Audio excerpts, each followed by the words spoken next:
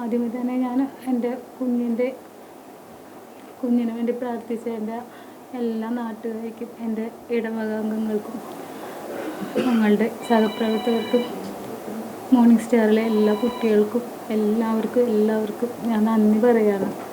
എല്ലാവരും ഒരുപാട് പ്രാർത്ഥിച്ചിട്ടുണ്ട്. ഒരുപാട് അവൾക്ക് വേണ്ടി ഇത്രയും ദിവസങ്ങൾ ഉറക്കമൊഴിച്ച് എല്ലാവരും പ്രാർത്ഥിച്ചു.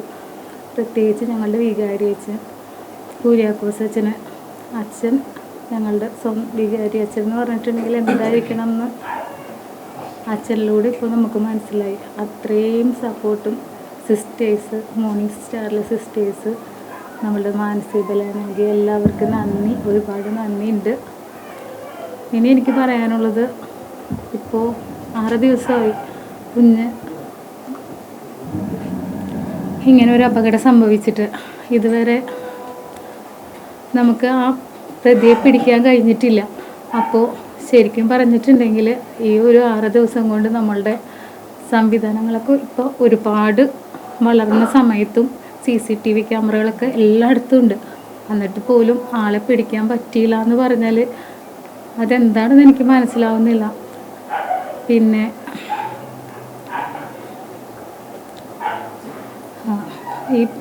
ഈ പ്രതി എന്ന് പറഞ്ഞ ആളൊരു ഡോക്ടറാണെന്ന് എനിക്ക് അറിയാൻ കഴിഞ്ഞു. ഇന്നലെ ഞാൻ അറിഞ്ഞേ. അപ്പോൾ ഡോക്ടേഴ്സ് എന്ന് വെച്ചിട്ടുണ്ടെങ്കിൽ മനുഷ്യൻ്റെ ജീവൻ രക്ഷിക്കാനുള്ളവരാണ്. ആൾ തന്നെ ഇങ്ങനെ ഒരു ജീവൻ എടുത്തു എന്ന് പറയുമ്പോൾ ഒന്ന് ആലോചിച്ച് നോക്കി. അത് വലിയ ആളായതുകൊണ്ടാണോ നമ്മൾ ആൾ ഇതുവരെ കിട്ടാത്തത്? ഞാൻ അറിഞ്ഞിട്ടുണ്ടായിരുന്നു ഏതോ വലിയ സ്ഥലത്ത് വലിയ ഫാമിലി, വലിയ ക്യാഷുള്ള ആൾ എന്നൊക്കെ പറയുന്നുണ്ടായിരുന്നു. നമ്മൾ സാധാരണക്കാരൻ്റെ കുഞ്ഞുങ്ങളുടെ സ്വപ്നങ്ങൾക്ക് ഇവിടെ ഒരു വിലയില്ലേ?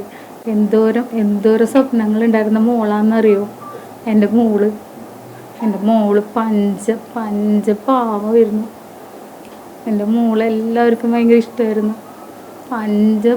പഞ്ചപാവം മോളായിരുന്നു എൻ്റെ മോൾക്ക് എന്തായാലും നീതി വാങ്ങി തരണം. എനിക്കത് മാത്രമേ പറയാനുള്ളൂ. ആ ഡോക്ടറാണെന്നുണ്ടെങ്കിൽ ആ ഡോക്ടർ എനിക്കറിയില്ല അവരുടെ എങ്ങനെയാണെന്നൊന്നും എനിക്കറിയില്ല. പക്ഷേ ഇനി അയാൾ ഡോക്ടറായിട്ട് വന്നു കഴിഞ്ഞിട്ടുണ്ടെങ്കിൽ എത്ര മനുഷ്യരുടെ ജീവനായിരിക്കും അയാളുടെ കയ്യിൽ കിടന്ന് പൊളിയാന്ന് എനിക്കറിയില്ല. ഇങ്ങനെയൊക്കെ ചെയ്യുന്ന ഒരു വ്യക്തി ഇനി അങ്ങനെയും ചെയ്യാതിരിക്കുമോ? ഇപ്പം എൻ്റെ നല്ലവരായ കുറേ ഡോക്ടേഴ്സിനെ ഞാൻ കണ്ടിട്ടുണ്ട്. അപ്പം നിങ്ങളോടുകൂടി പറയുവാണ്, നിങ്ങൾക്ക് കൗൺസിൽ, എനിക്കറിയില്ല നിങ്ങളുടെ അസോസിയേഷനോ കാര്യങ്ങളോ എന്തെങ്കിലുമൊക്കെ ഉണ്ടാവുമെന്നൊന്നും അറിയില്ല. പുള്ളിനെ ഇനി ഒരിക്കലും അതിലൊന്നും ഉൾപ്പെടുത്തരുത്. എൻ്റെ മോൾക്ക് നീതി വാങ്ങി തരണം. എൻ്റെ മോളെ ആളൊന്ന് ആ വണ്ടി ഒന്ന് നിർത്തി എൻ്റെ മോളൊന്ന് ഹോസ്പിറ്റലിൽ കാണാൻ പോലുള്ള മനസ്സ് കാണിച്ചില്ല. എനിക്ക് നീതി കിട്ടണം. ഞങ്ങളുടെ ഒപ്പം നിൽക്കുന്ന എൻ്റെ കുഞ്ഞു മക്കൾ, എൻ്റെ ലിയാമോളുടെ കൂട്ടുകാർ, അവരുടെ എല്ലാവരുടെയും ആഗ്രഹം അത്, അവൾക്ക് നീതി വേണമെന്ന്. അതുങ്ങൾ ഉറങ്ങിയിട്ട് ദിവസങ്ങളായി. അവൾ അഡ്മിറ്റ് ചെയ്തെന്ന് അവരവിടെ നിൽക്കുക, ഡ്രസ്സ് പോലും മാറിയിട്ടില്ല. അപ്പോൾ എല്ലാവർക്കും വേണ്ടിയിട്ട് എനിക്ക് ഒന്നേ പറയാനുള്ളൂ, എൻ്റെ മോൾക്ക് എന്തായാലും നീതി കിട്ടണം. എങ്കിലേ എൻ്റെ മോൾക്ക് മനസ്സമാധാനം ഉണ്ടാവുള്ളൂ എന്നാണ് ഞാൻ വിചാരിക്കുന്നത്. പാവം കുഞ്ഞായിരുന്നു. എന്തോരം സ്വപ്നമായിരുന്നു എന്നറിയോ? എന്തോരം സ്വപ്നം.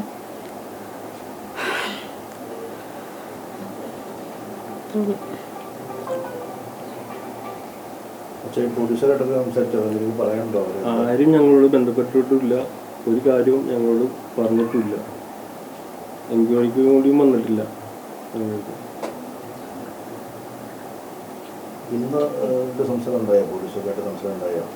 ഇല്ല, അവര് വന്നിട്ടേ ഇല്ല.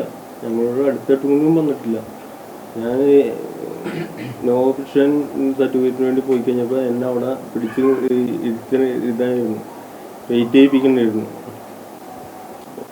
രാത്രി 10 മണിക്ക് പോയിട്ട് പിറ്റേ ദിവസം നേരം വെളുത്ത് 6 മണിക്കാണ് ഞങ്ങൾ അവിടെ നിന്ന് വിട്ടത്.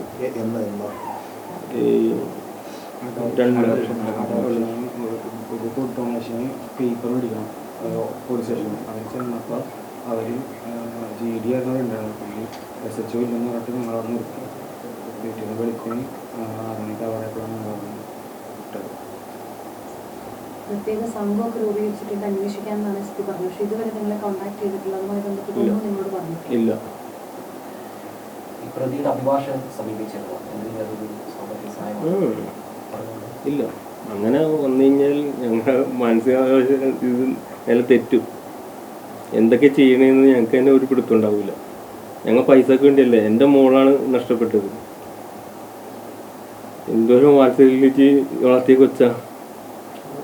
എല്ലാവർക്കും ഉണ്ടാവില്ലേ ഒരേ ബുദ്ധിമുട്ട്.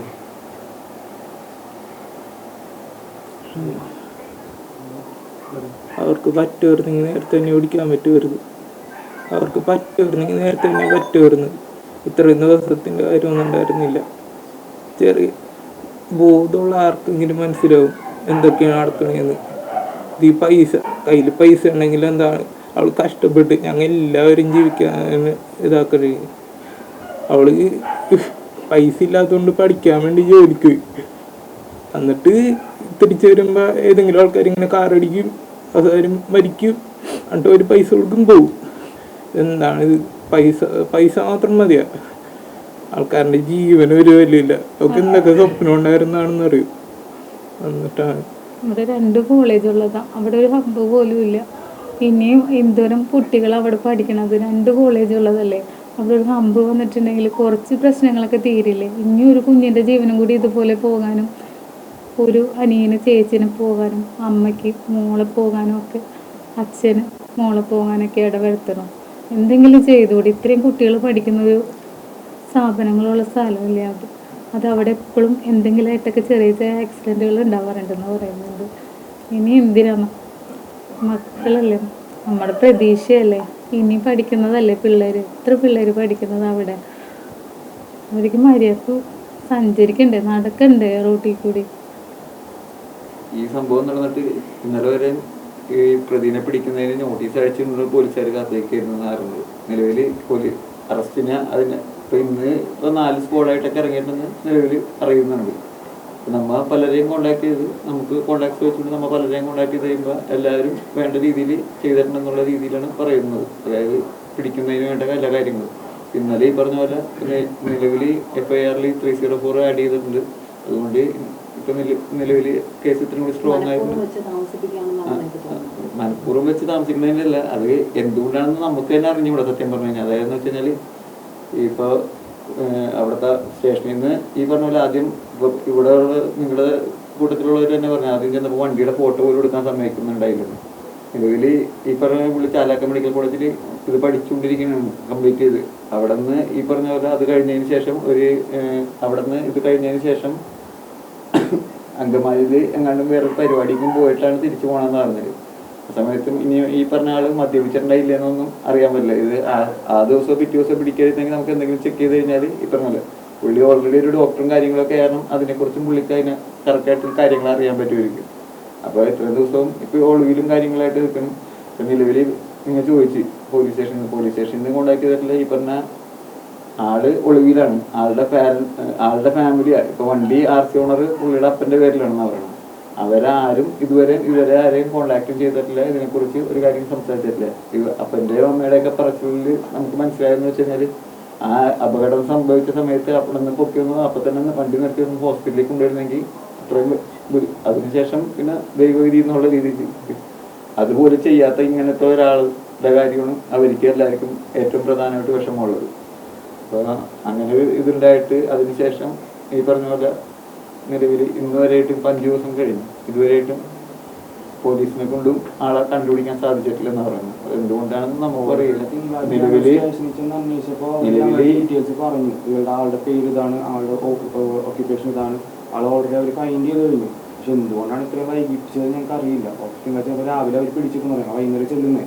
രാവിലെ ചെന്നപ്പോൾ അവർ പറഞ്ഞു ആള് ഡോക്ടറാണ്, ആള് ഇന്ന സ്ഥലത്താണ് വർക്ക് ചെയ്യുന്നത്, ആളുടെ പേര് ഇതാണ്, ആളുടെ RC ഓണർ ഇതാണ്, വണ്ടിയാണ് കിടക്കുന്നത് എന്നൊക്കെ പറഞ്ഞ് അവർ കാണിച്ചു തന്നു. പക്ഷെ എന്നിട്ടും ഇത്രയും ദിവസം കഴിഞ്ഞിട്ടും അവരെന്താണ് ഇങ്ങനെയെന്ന് പറയും അറിയില്ല. പിടിക്കാൻ മതിയെങ്കിൽ നേരത്തെ പിടിക്കാമായിരുന്നു. ലെവലിൽ എല്ലാവരുമായിട്ടും ഒക്കെ കോണ്ടാക്ട് ഒക്കെ ചെയ്ത് കഴിഞ്ഞപ്പോൾ എല്ലാവരും ഇപ്പോൾ ഇന്ന് പറഞ്ഞത് 4 സ്ക്വാഡായിട്ട് ഇപ്പോൾ അന്വേഷണം നടന്നുകൊണ്ടിരിക്കുകയാണെന്നുള്ള രീതിയിലാണ് ആള് ഒരു വിവരം കിട്ടിയിട്ടില്ലെന്നൊക്കെയാണ്.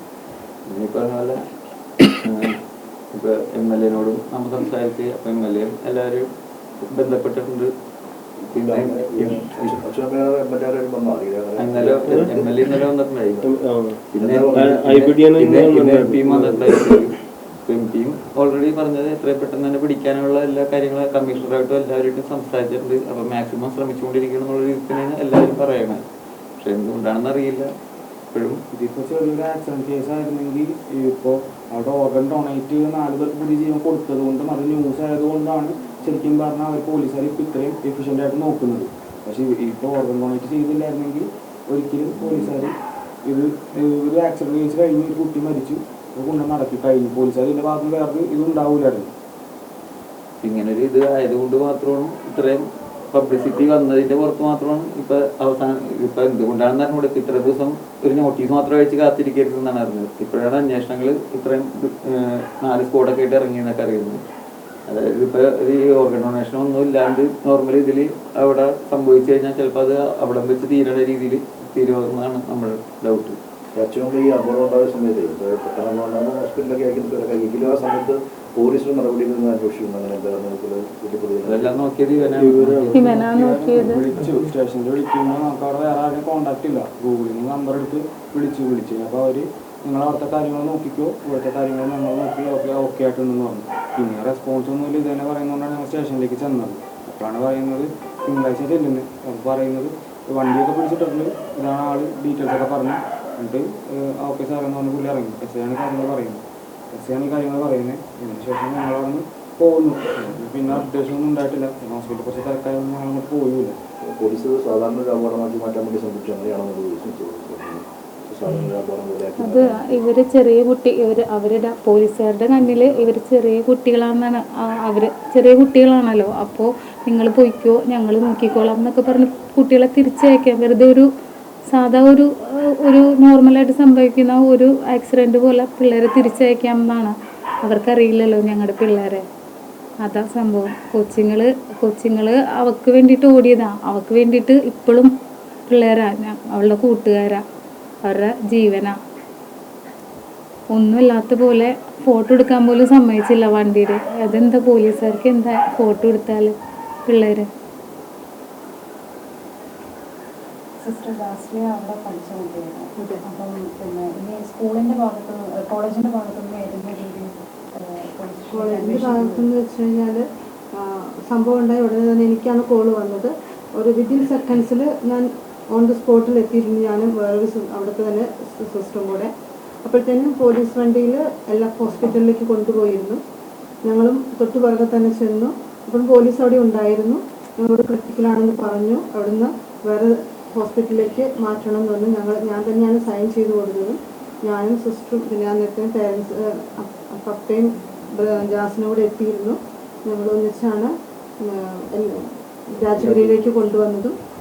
അതിന് ശേഷം മുഴുവൻ സമയം എന്ന് പറഞ്ഞാൽ ഞങ്ങൾ രണ്ടുപേരും പ്രിൻസിപ്പൽ സിസ്റ്ററും മാറി മാറി അവിടെ ഉണ്ടായിരുന്നു. അപ്പോഴൊന്നും ഞങ്ങൾക്ക് പോലീസുമായിട്ട് കോൺടാക്ട് ചെയ്യാൻ, കാരണം ഞങ്ങളുടെ പ്രയോറിറ്റി ഞങ്ങളുടെ കൊച്ചായിരുന്നു. അതുകൊണ്ട് ഞങ്ങളുടെ ഓറിയൻറ്റേഷൻ മുഴുവനും കുട്ടികൾ തന്നെയായിരുന്നു. അതിനുശേഷം ഇന്നലെ ഞങ്ങളുടെ സ്റ്റാഫും കുറച്ച് കുട്ടികളും കൂടെ പോലീസ് സ്റ്റേഷനിൽ പോയിരുന്നു. പോലീസുമായിട്ട് സ്റ്റാഫ് സംസാരിച്ചിരുന്നു. അത് കഴിഞ്ഞ് ഇന്ന് ഞങ്ങളുടെ പ്രിൻസിപ്പൾ പോലീസുമായിട്ട് സംസാരിച്ചിരുന്നു. അവരെത്രയും വേഗം പിടിക്കും എന്നുള്ള ഉറപ്പ് ആണ് ഞങ്ങൾക്ക് തന്നിരിക്കുന്നത്. ഞങ്ങളുടെ ഭാഗത്തുനിന്ന് ഞങ്ങൾ മാക്സിമം എന്തായാലും ജാസ്ലിയ ഈ വീടിൻ്റെ മാത്രമല്ല ഞങ്ങളുടെ കോളേജിൻ്റെ ഞങ്ങളുടെ ഓരോരുത്തരുടെയും കൂടെ കുട്ടിയാണ്. അതുകൊണ്ട് ജാസ്ലിയയുടെ ഈ മരണത്തിൽ ഞങ്ങൾക്ക് അത്രയേറെ വേദനയുണ്ട്. ഒപ്പം ഞങ്ങൾക്ക് എന്തായാലും ഞങ്ങളുടെ ജാസ്ലിയയ്ക്ക് നീതി കിട്ടണം. അതിന് ഏതൊക്കെ പോകണമെങ്കിലും ഞങ്ങൾ പോകും. അതിനുള്ള ഈ കുടുംബത്തിനുള്ള എല്ലാ സപ്പോർട്ടും ഞങ്ങളുടെ ഭാഗത്തുനിന്ന് ഉണ്ടാകും. അതാണ് ഞങ്ങളുടെ തീരുമാനം.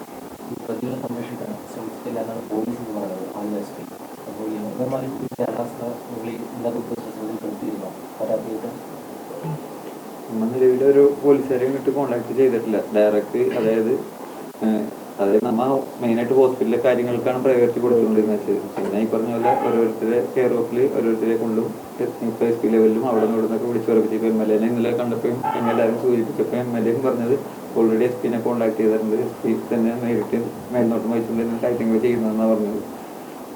അതേപോലെ ഇന്നിപ്പോൾ MP വന്നപ്പോൾ MP-നോട് ഈ കാര്യം സൂചിപ്പിച്ച് എത്രയും പെട്ടെന്ന് പ്രതിനെ പിടിക്കുന്നതായിരുന്നു. അപ്പോൾ MP പറഞ്ഞത് അപ്പോൾ അന്ന വഴിക്കും കൂടി പുള്ളി കമ്മീഷണറായിട്ടൊക്കെ സംസാരിച്ചുകൊണ്ട് തന്നെ പോന്നേക്കുന്നത്. അപ്പോൾ എത്രയും പെട്ടെന്ന് തന്നെ പിടിക്കുന്നുള്ള രീതിയിലാണ് നിലവിൽ ഇന്ന് ഉച്ചയ്ക്ക് ഹൈബിയുടെ MP പറഞ്ഞിരുന്നത്.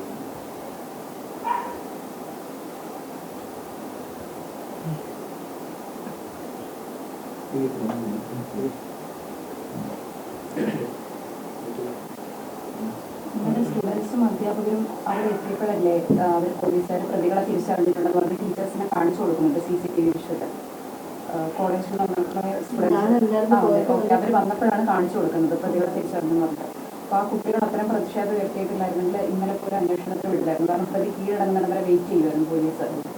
അപ്പം അതിനെക്കുറിച്ച് ഇനി മുന്നോട്ട് എന്തെങ്കിലും രീതിയിൽ അല്ല, ഞങ്ങൾ ഇന്നും പോലീസിനോട് ഞങ്ങൾ പ്രിൻസിപ്പൾ അറിയിച്ചിട്ടുണ്ട്. നിങ്ങൾ എന്തെങ്കിലും ചെയ്തിട്ടില്ലെങ്കിൽ ഞങ്ങൾക്ക് മുന്നോട്ട് തന്നെ ഏതറ്റം വരെ ഞങ്ങൾ പോകുമെന്നുള്ളത് പ്രിൻസിപ്പൾ അറിയിച്ചിട്ടുണ്ട്. കാരണം നമുക്ക് ഞങ്ങളുടെ കുട്ടിക്ക് നീതി കിട്ടുക എന്നുള്ളത് ഞങ്ങളുടെ വലിയൊരു ആവശ്യമാണ്. അത് മാത്രമല്ല, ഇനി ഇത്തരത്തിലുള്ള അപകടങ്ങൾ ഉണ്ടാകുമ്പോൾ ഇവിടെ നീതി കിട്ടിയില്ലെങ്കിൽ ഇനിയും ഇത് ആവർത്തിക്കപ്പെടാനുള്ള സാധ്യതയുമുണ്ട്. അതുകൊണ്ട് എന്താണേലും നീതി കിട്ടണം, ഞങ്ങളുടെ കുട്ടിക്ക് നീതി കിട്ടണം. അതിന് ഏതറ്റം വരെയും പോകാനും ഞങ്ങൾ തയ്യാറാണ്, ഞങ്ങൾ ശ്രമിക്കും.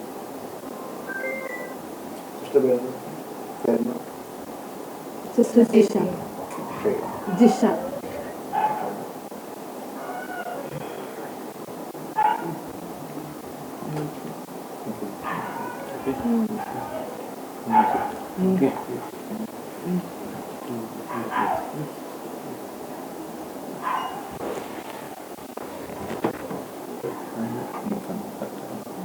തട്ടില്ല.